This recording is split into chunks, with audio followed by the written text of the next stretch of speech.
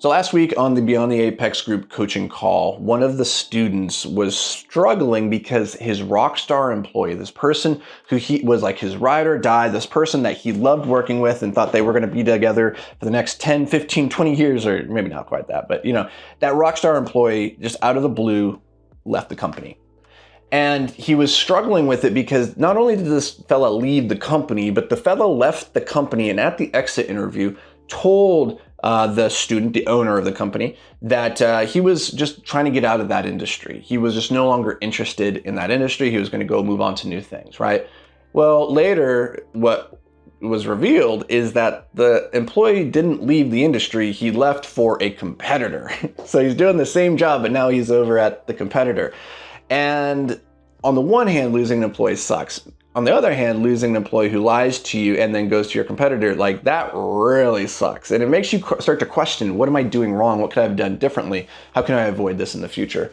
And listen, we all go through this, right? The hardest part about being in business is people. People are the hardest part because they're weird, they're mushy. The things that motivate one human are different than what motivates another human, and we're not all coin operated, so you can't always just put more money in and expect to get buy-in and loyalty. And that can be really difficult, but that is the game of entrepreneurship, is figuring out how to recruit, how to train, how to retain top-tier talent, and to motivate them and focus them in the direction of the team's goals and of your vision for what the company can be. That's the meta skill right here. So we got to learn how to do this. And what we talked about with the student who was struggling is really what happened was that he hadn't sat down with this employee to really get clear about what it was that employee wanted for his life, what his vision was for his career. And here's the funny part is, the student actually did do this or tried to do this. He sat down with the guy, and this was before the guy was leaving. He sat down to try and plot out what the guy's vision was and all this stuff.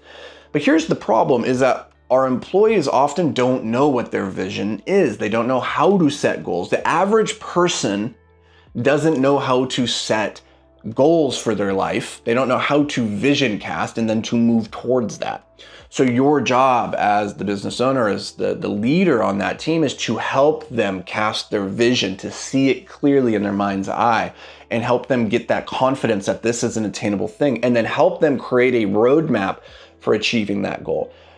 When you ask your employees, hey, what's your 5-year goal? Where do you see yourself in life? How much, all this, what do you want for your life? They're almost always going to hem and haw and be like, I don't really know. They're going to give you some really shallow answers. It's your job to dig deeper, to understand what are those drivers of human behaviors and psychology that they don't even know that they want yet. Or maybe they do know that they want it, but they don't want to admit it.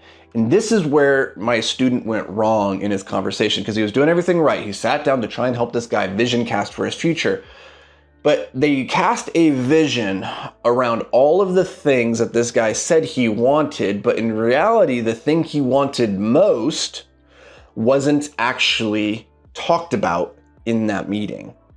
The thing that he wanted most, the reason he left the company, was for more money. That was it.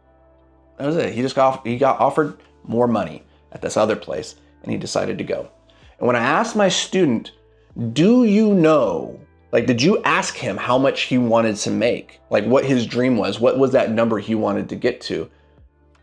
My student said, I don't know. And I said, well, if you don't know what that number was, then of course you didn't actually get to the root of what this guy's vision was for his life. You left out the most important thing. And we know it's the most important thing in hindsight because he left for that very reason. Now, here's why my student didn't ask the question. Is because when we're sitting there and doing the vision casting as owners, we're frugal, we're cheap, we want to manage our resources, and we want to be able to get the result without laying the minimum amount of capital possible, right? So our goal is, if I can get this guy for $70,000 rather than $90,000, huzzah, that just saved me $20,000. So when we go into this vision casting conversation with our employee, there's this inherent friction between what you want, which is I want to conserve resources and not pay out the nose for this thing, and what they want, which is I want to be paid all the monies, right? And so when we're doing this vision casting exercise, it's very easy to tiptoe around the idea of how much money do you want to be making. Because when they say that number, if they're currently making 50,000, they're like, I want to make 120,000. We're sitting there like, uh-oh, now they want to make way more money. I don't know how we're going to get to that place, right? And now they can see that, or they can sense that you don't really have a path forward. And it might be that in their current role, there is no way that they can earn that much money.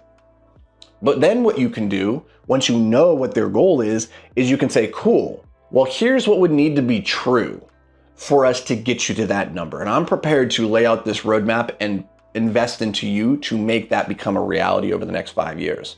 So here's the skills that you would need. Here's how much revenue we need to be generating. Here's the expenses, right? Like, you need to cast the vision very clearly. Here's what this would need to be true to get us to this number, and then say, I'm invested in you in making that happen, right? But my student didn't do that. He didn't get a number from the guy, and because he didn't get the number, he wasn't able to set the roadmap to say, hey, we're gonna get you to that number. So once the competitor came up and said, I'll offer you this much, the mental calculus for the employee is simply, oh, that's more than what I'm making now. Cool, let's do that. And because my student didn't ask the underlying questions and get to the root cause and ask a really uncomfortable question about, like, how much do you really want to be making over the next 5 years? Like, what's that number for you? Because he avoided that conversation, he didn't get to the thing, the lever that was actually the most important to the employee. So I share this with you so that you can think about, how can I cast a vision big enough for the dreams of my team to fit within? And for that to occur, you need to know very clearly what that dream is, how much they want to be making, what their life looks like, what role they're in, all of those details. You need to get clear on it. And you can't be afraid of them telling you that their vision is actually bigger or different than what you can provide. Because knowing that, you can actually put them on a roadmap to success rather than leaving you in the lurch. It's one thing to know, okay, I can only get you over the next 2 years, I can get you this, this, and this, I can get you to this place, and then at that point, you're gonna hit the ceiling. And then we can talk about what the transition looks like. But as long as they know what their roadmap looks like, and that maybe that's only a 2-year vision with the company, that's still better than them leaving you unexpectedly in 6 months, right? So, take this, run with it, go have those hard conversations with your team. I'll catch you guys in the next episode, but until then, stay hyper-focused, my friends.